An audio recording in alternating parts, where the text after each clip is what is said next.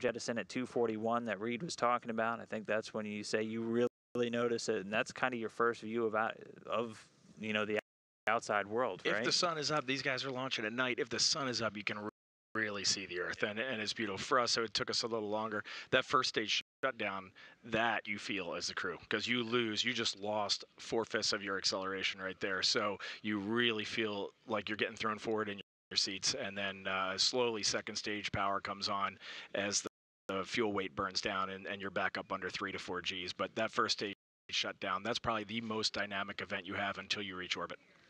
All right, and then that second stage shutdown and jettison coming at about 4 minutes 47 seconds into launch. Shortly after the third stage ignites, they use something called a hot staging technique. So if it were daytime, you could actually see some lattice-like structure between the second and third stages that allows that third stage to start firing while the second stage is still about to break away. Then third stage shutdown, 8 minutes and 45 seconds into the flight, the spacecraft separates, and then you're in outer space. That third stage shutdown also looks like a pretty provocative moment for the crew. You can see you guys, it looks like you get a bit of a jolt on that one. It is incredibly provocative right there when third stage shuts down, mainly because you're losing basically 4 Gs, 4 times Earth's gravity and acceleration. So it's like you went from slamming on the accelerator to just having nothing behind you. And couple that with the fact that you're now weightless. If you're a rookie, weightless for the first time in your entire life. And all those forces on the human body are just confusing for, I would say, for me, about the first 4 days. But you adapt pretty quick. The human body's an amazing machine, and it adapts quickly to that microgravity environment. All right, right after the Soyuz gets into orbit, we'll be listening for the calls, but a number of antennas and the solar arrays will deploy. The solar arrays obviously providing some power to the batteries, which power all of the systems on board the Soyuz spacecraft. Then the antennas needed for navigation and ultimately the docking. One of those really important ones, the Core's automated rendezvous and docking antenna, is the Soyuz spacecraft able to automatically dock to the International Space Station. And Oleg will be standing by in the center seat if he needs to take over and fly it manually just in case. That's kind of like just in case you have to fly a spacecraft to another spacecraft. That's got to be the coolest thing anybody's ever done. But yeah, immediately after they reach orbit, the crew will oversee a bunch of these automated commands, and then the spacecraft will begin its 2-day chase down of the International Space Station.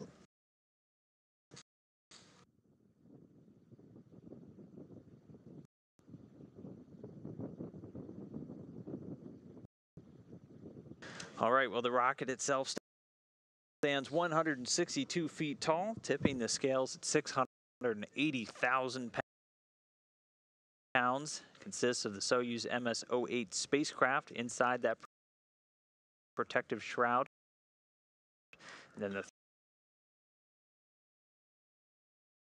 3-stage booster right below. The vehicle was mated to the booster, and the 3-stage joined together last Wednesday, and then began the trek out to the launch pad back on Monday, leaving the building right at 7 a.m., as is tradition, there in Baikonur, and then arriving just a little bit less than 2 hours later, where it was raised to vertical. And the spacecraft with its 3 crew members on board, sitting atop the 3 stages of that Soyuz booster, using kerosene and liquid oxygen as the propellant. The first stage consists of the 4 liquid engines, which are strapped to the side of the core vehicle. And as we talked about, each of those burns for about 1 minute and 58 seconds before they drop away. And in this animation, you can see those 4 on the side. And Reed, you just said that's providing a big chunk of your lift getting off the planet, right? Oh, absolutely. The highest G-forces that the crew will feel on ascent is at the end of that first stage, where they're up above 4G, and then the Russians call those the carrots, the Markovi. So when those carrots drop away there, you can see it in the animation. That's a huge loss of thrust for the crew, so it's a very dynamic phase of flight. And then we see the shroud drop away. That core engine of the first stage also serves as the second stage. And once that's done, here you see that hot staging technique where the third stage will start to fire. The second stage's job done will drop away. And that third stage single engine ignites. and then continues the climb to the preliminary orbit. And that fires for just about until the 8-minute 45-second mark, and then spacecraft separation. I mean, what are those first moments in microgravity feel like for you? They can be anything. They can be confusing. You can feel like you're tumbling. You can feel like you're falling. You can feel extreme euphoria that you're in low Earth orbit. It is so individual what those feelings are. But the thing that you can be guaranteed of is that you're not walking on Earth anymore. And so everything in your stomach is floating. The blood is kind of rushing to your head a little bit. And it's going to feel awkward at first, but you very quickly get used to it. If you can see the Earth out the window, you're treated to the most magnificent view a human could ever experience. Yeah, and well, at the time of the launch, the station itself will be over the South Atlantic, just east of Argentina, at an altitude of about 257 statute miles. And the launch is precisely timed to line up the flight of the Soyuz to kind of get into the same orbital plane or the path as the International Space Station. That sets it up for that 2-day flight to the station, which culminates in a docking, which is scheduled for this Friday, March 23rd. It'll dock to the Poisk module at 2:41 p.m. Central Time here in Houston.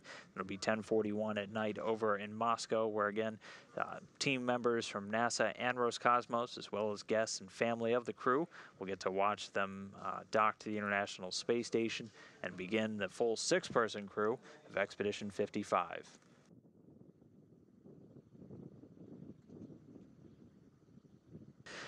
And along with all the NASA representatives over there in Baikonur, just a short distance away from the launch pad, NASA Public Affairs Officer Rob Navy is a fixture at these events, standing by. Why don't we go to him for a quick update?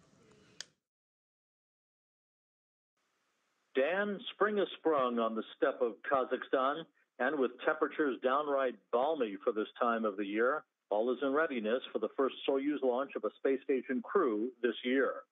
As was the case back in September, 2 Americans and a Russian are set to begin their journey to return the complex to a 6-person crew 2 days from now, just 3 weeks after 2 Americans and a Russian returned to Earth from their mission. U.S. and Russian space officials and a large gathering of family and friends are here at the Cosmodrome for this midnight ride for Feustel, Arnold, and Artemiev. After launch and a few hours of rest, we'll fly back to Moscow and await the arrival of the crew at the station on Friday. The Russian Mission Control Center outside Moscow is where we will be to bring you coverage of Friday's docking and hatch opening to culminate this initial crew rotation of 2018. In the meantime, what can be better than spring, Soyuz, station, and spaceflight? We have it all here in Baikonur, Dan, with launch time approaching. That's it from the Baikonur Cosmodrome in Kazakhstan. Now back to you at Mission Control in Houston.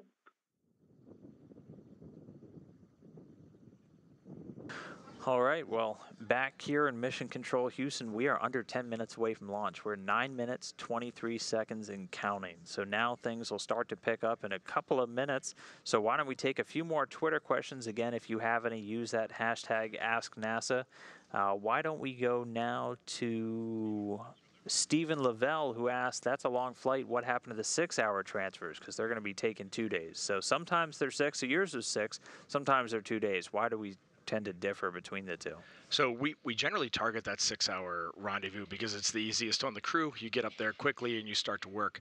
To get that 6-hour rendezvous completed, it really takes perfect alignment of the space station and your launch vehicle. So it's an instantaneous launch window. The space station's got to be exactly located where it needs to be in its orbit, and you launch, and you're basically chasing down the space station very quickly. In some cases, maybe the space station had to do a debris avoidance maneuver a few weeks ago, and it changed that phasing of its orbit, or in this case, the launch slid by a few days about a month ago, and that just offset that chance for that 6-hour rendezvous. So we have to down mode to the 2-day rendezvous. And then I think on our next launch, we're back to 6 hours if everything holds. So what do you guys usually prefer? You like the 6-hour? Because it seems like it's a really long day if you're doing it all in one day. Or do you like getting and not having to be in the Soyuz for 2 days? It's a really long day on that 6-hour, but I think it's whichever one you took to get to the space station is the one you seem to prefer. Everybody that does it 2 days says that's the best for sure, and everybody that does the 6 hours like definitely 6 hour. You got to be a 6-hour flyer. Yeah. All right. Well, let's take one more from Jacob, who wanted to know, how does live video and audio get transmitted to Earth from the station so there's no interruptions?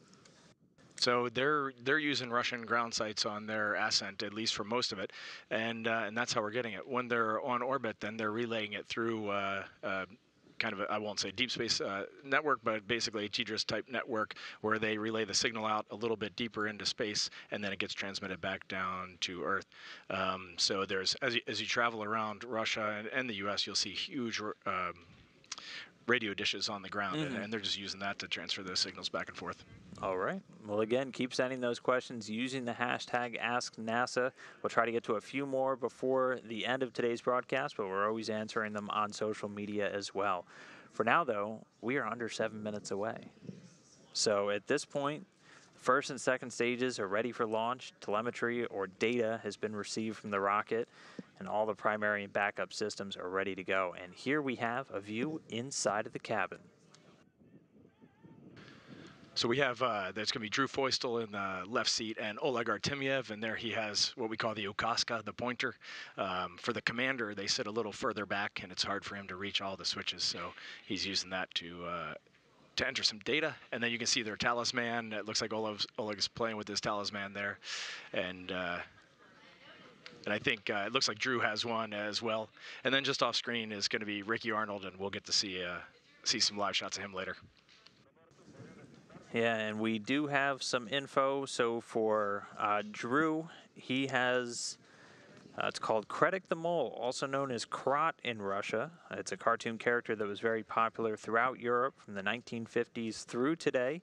The creator from the Czech Republic, a larger one, actually flew with Drew and his crew back on STS-134.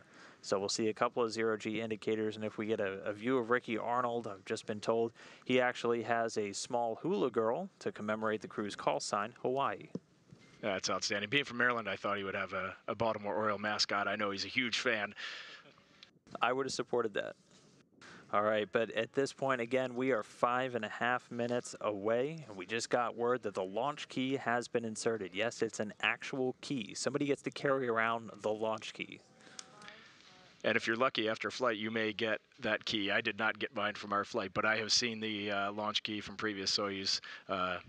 My commander had his from his first flight, and it is, no kidding, an actual physical key. What does it look like? It's a small key that you would put into like a small lock. It's not like a giant key. It's nothing fascinating. It doesn't look like it's out of a Harry Potter movie. It's just a regular old nondescript key. I feel like we could have so much more fun with that, like make it shaped like a rocket or something. All right, so at this point, 4 minutes, 45 seconds and counting. System's going to be switching over to onboard controls. Those cockpit displays being activated. We saw Oleg with his little pointer object that he's going to be using to help send commands throughout the Soyuz's flight to the International Space Station. And the helmet's closed, putting them on that suit oxygen. I think, as you said, it's already constantly circulating, and they can control the pressure with that little valve on their suits. And now the crew was sitting there. They have their visor down. They're pretty much ready for launch. Now they're just in wait mode. Like you said, the suit ventilation is running and keeping them cool. It's quite comfortable when you're in this mode. Your gloves are on, so now it's a little harder to turn the pages in your book. It looks actually like Oleg is using a tablet nowadays to review his flight data file, and that makes it a little bit easier. All right, we just got the call. The fuel lines on the spacecraft or on the rocket are being purged with nitrogen. That helps to fireproof them, remove any of the excess vapors of that fuel and oxidizer that might be in the lines. 3.5 minutes away from launch.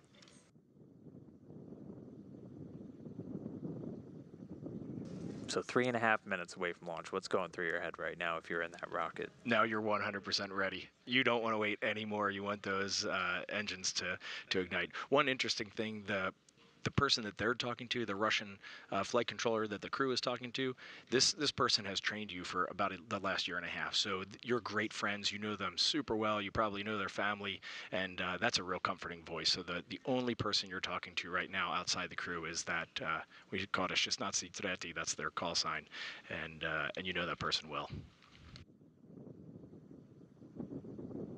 All right, we are coming up on 2 minutes and 45 seconds, getting the thumbs up, a little fist bump from the crew there. Looks like they're definitely ready to go. And so at this point, the booster tanks are being pressurized for flight. This just helps to optimize the flow of all of that fuel. Also actually helps add some structural support to the rocket itself. Again, everything looking good. It's a night launch, so things are about to light up very much so there on the steppe of Baikonur in Kazakhstan. Teams only about a mile away watching the launch from NASA and Roscosmos. We are coming up on 2 minutes.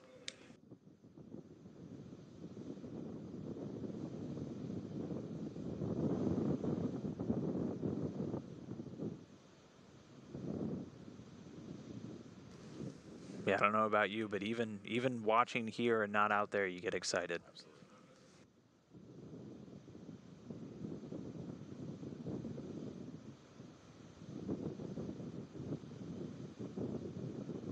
All right, 1 minute, 40 seconds away from launch. Everything continuing to count down.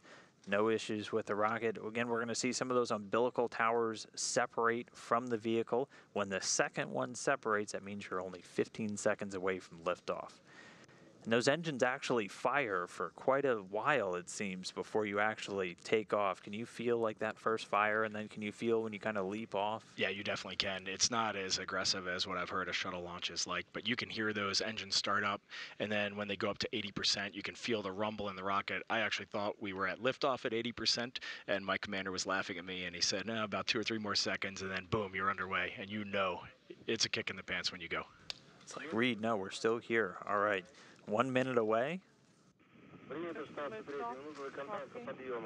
minute prior to liftoff, everything is nominal on board. We are ready for launch. All right, still getting good calls. The vehicle now on internal power. There's that first umbilical separating away. Pretty soon we'll have auto sequence start. At this point, the ground propellant feed, so all the fuel flow into the rocket, has cut off. We are under 30 seconds.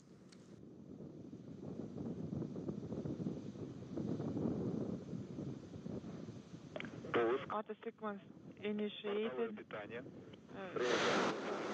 Now we launch command issued for ignition. And there you can see the engine starting to fire, ramping up. The second umbilical tower already separated. Engine at 80% and liftoff. Drew Foysel, Oleg Artemiev, and Ricky Arnold taking off on their way to the International Space Station. Getting a great view of those first stage engines as they light up the night sky. That first stage delivering over 930,000 pounds of thrust. 20 seconds into flight, engines are steady. 20 seconds so far since liftoff, getting good calls that the stages are performing nominally or normally.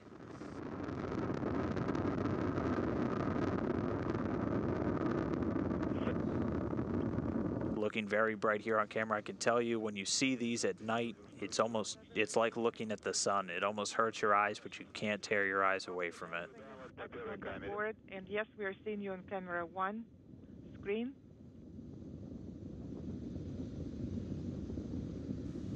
50 seconds since liftoff, everything still nominal or normal.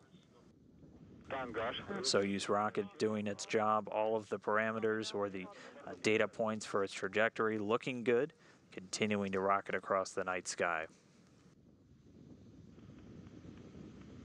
So we're 70 seconds, over a minute and 10 seconds into the flight. The vehicle already traveling at over 1,100 miles per hour.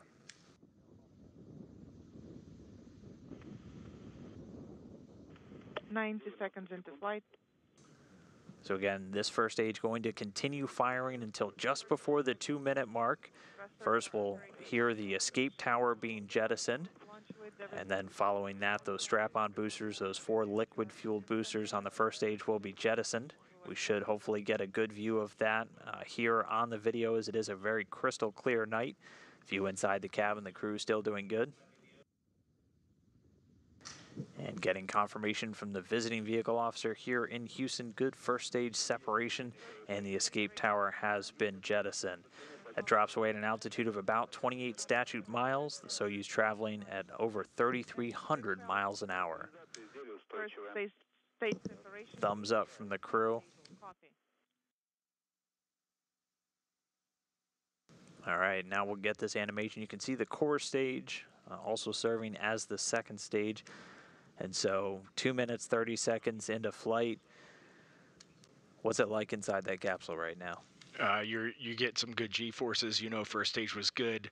Right there with the launch shroud jettison, that's a very dynamic event. You can see out the windows, and you got thrust behind you. You're pushed back in your seat, and that makes you smile. On board, and we also confirm launch shroud jettison. 180 seconds into flight. Everything's still looking great for the rocket. Over 48 miles in altitude already.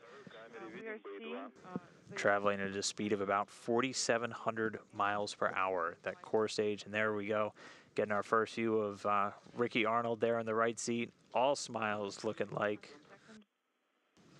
And we can see his zero-G indicator just over his shoulder there. The hula girl for Soyuz call sign Hawaii. Copy, everything is fine on board. We're feeling excellent. This core stage is about 56 feet in length, 13.5 feet in diameter, and provides between 178,000 and 222,000 pounds of thrust. That depending on where they are in the Earth's atmosphere, and that continues for 3 minutes and 28 seconds of operation. Once this second stage has done its job, it'll cut off, and we'll see the third stage begin to ignite, and then the second stage will cut away and then drop back down to Earth. That's also why, if you look at this animation just before that orange section kind of in the middle of the rocket, there's a lattice-like structure, and that allows the third stage engine to fire before that second stage drops away.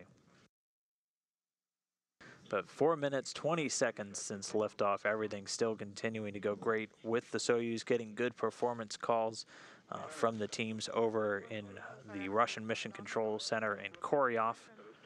Prior to second stage separation, copy Baikonur lead, we're standing by.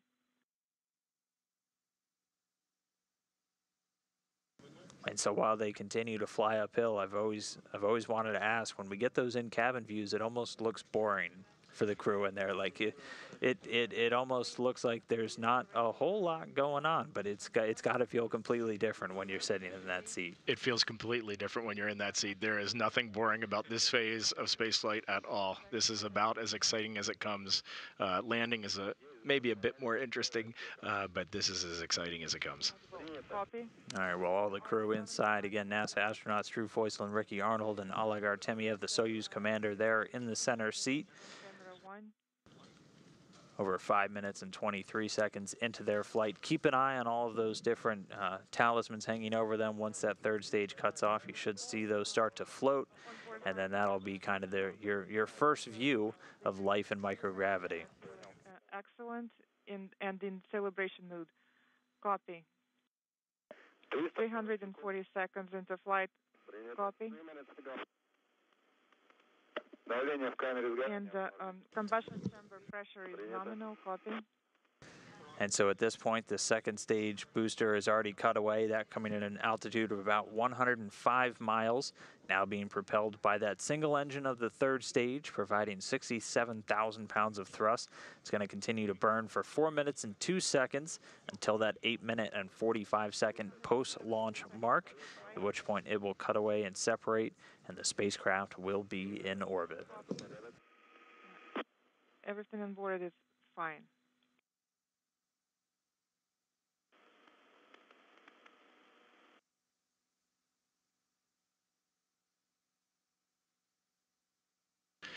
Dan, everybody's always asking what it feels like inside when you launch, and in the lower right of this schematic here, you can see it almost looks like a zigzag pattern there, a jigsaw pattern, but that's the G-load that the crew is feeling. That's what's pushing them back in their seats. So you can see first stage goes up to 4G, and then when first stage cuts out, there's that huge vertical drop-off, and then second stage builds up as the fuel weight reduces, and then there's another vertical drop-off, and now they're they're painting a new line on third stage, so they're not even at 2 times Earth's gravity right now. So they're just gently being pushed back in their seat, just enough to know that that engine is running. Control or nominal.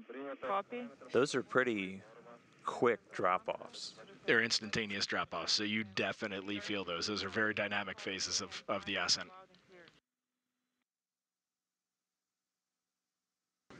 All right, well, still getting good calls, normal performance of this third stage engine. We're about 7.5 minutes into the flight, velocity approaching 13,500 miles an hour. Everything is nominal. Copy. Again, once that third stage is done with its job, the Soyuz will separate, then they'll execute a series of commands, all pre-programmed in, to prepare the Soyuz to fly around in outer space. And those will allow all the onboard computers to deploy the solar arrays, which you can see the blue cells folded up alongside the body, and also a bunch of antennas. But everything's still looking great. We should have about 40 seconds until that third stage cutoff. Nominal on board, and the crew mood is festive. And you have 30 seconds prior to third stage separation. Copy. 500 seconds into flight, everything is nominal.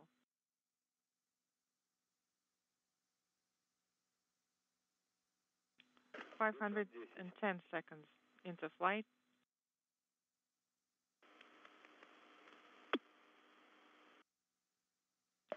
520 seconds into flight. Please be prepared for GK3 command. We are ready. And there we see that bit of a jolt. You can see the talisman starting to float, and I think they're in outer space now. Welcome to low Earth orbit. Congratulations with the successful launch and insertion into orbit. Have an excellent flight. Good luck. And we have confirmation the third stage has shut down and separated.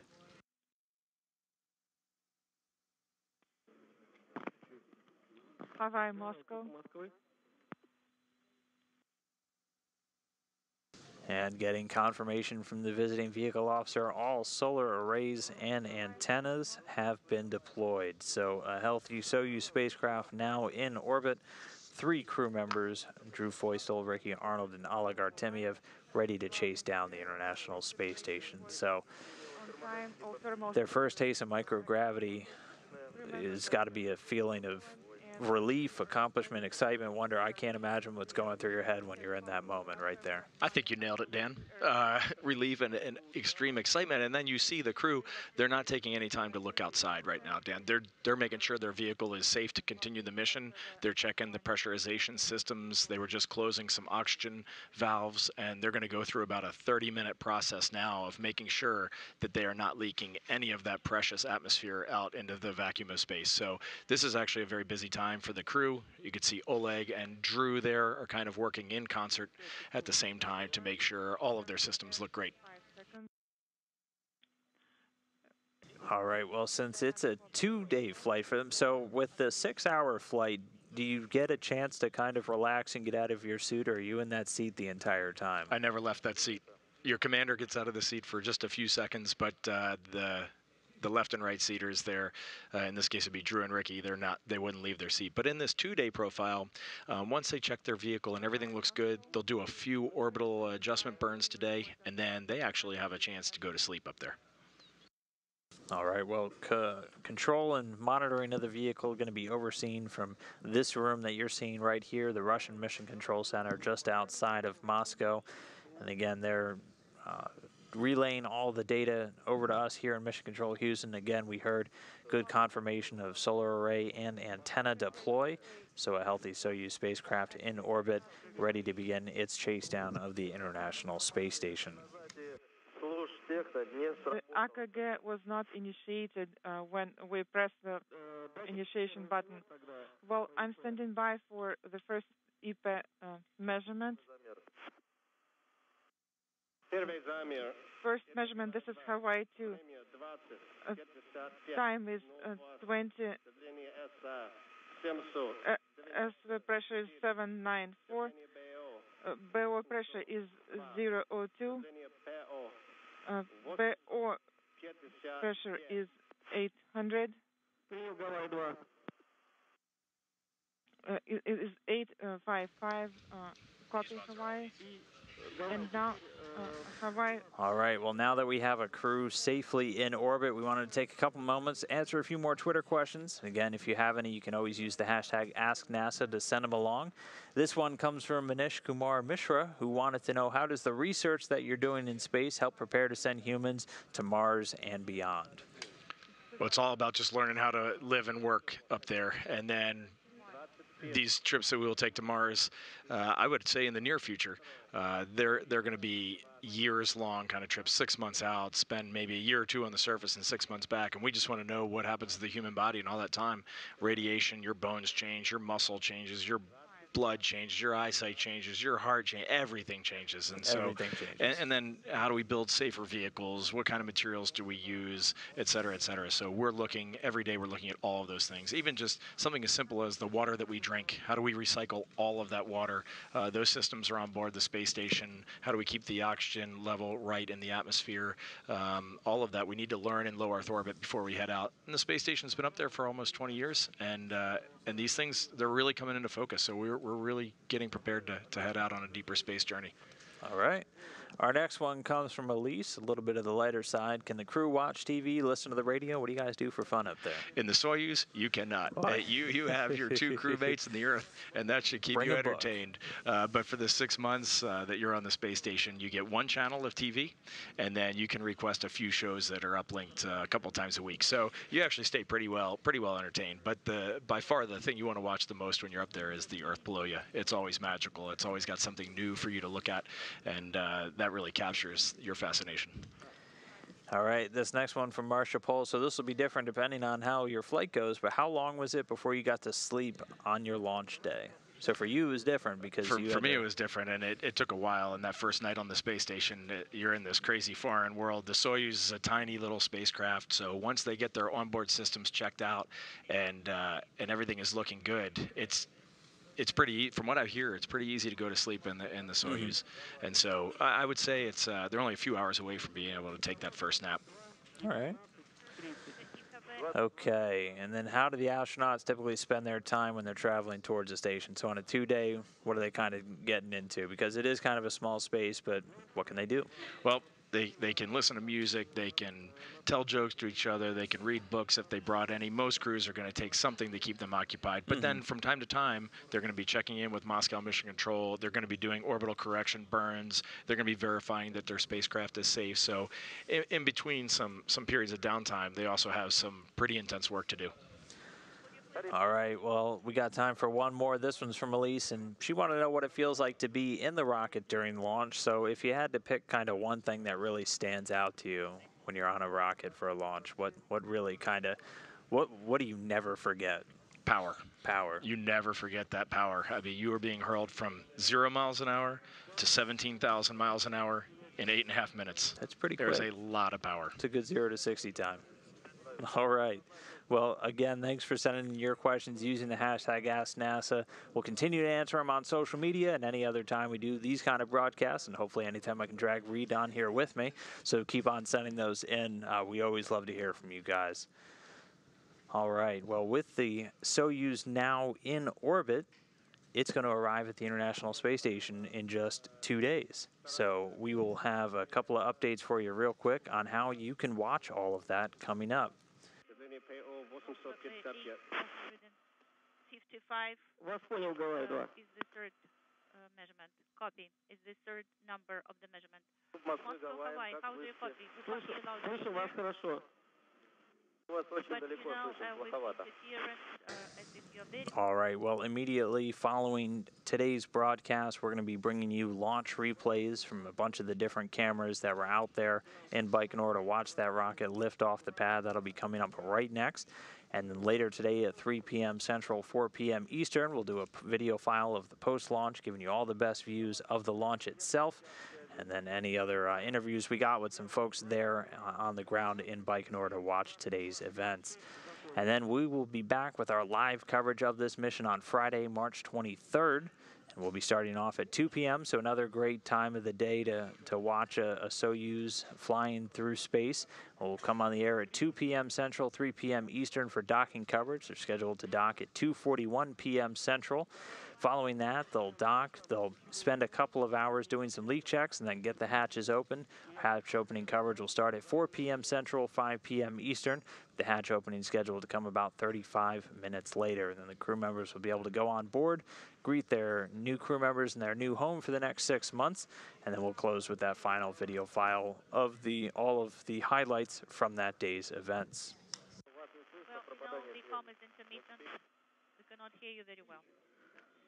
Давай. You can loosen your shoulders straps, open your visors, activate thermal sensors at the specified time. Copy regarding thermal sensors. Все верно. Корабль выведен на орбиту, параметры орбиты номинальные. Has been inserted into orbit, and the parameters of the orbit are all nominal. All right, well, I want to thank everybody for tuning in to watch these three humans blast off the face of planet Earth. I want to thank Reed Wiseman, NASA astronaut, for joining me here today on Console. Reed, it's been a pleasure. Hope you had some fun. Any chance I get to come to Mission Control, I'm here for you. All right, we'll bring you back. All right, well, again, stick around. We're going to be bringing you replays of that fantastic night launch. So stick around, see that rocket lift off a few more times. Thanks again for joining us today. Come back on Friday to watch them dock to the International Space Station. But for now, that'll do it for us. This is Mission Control Houston.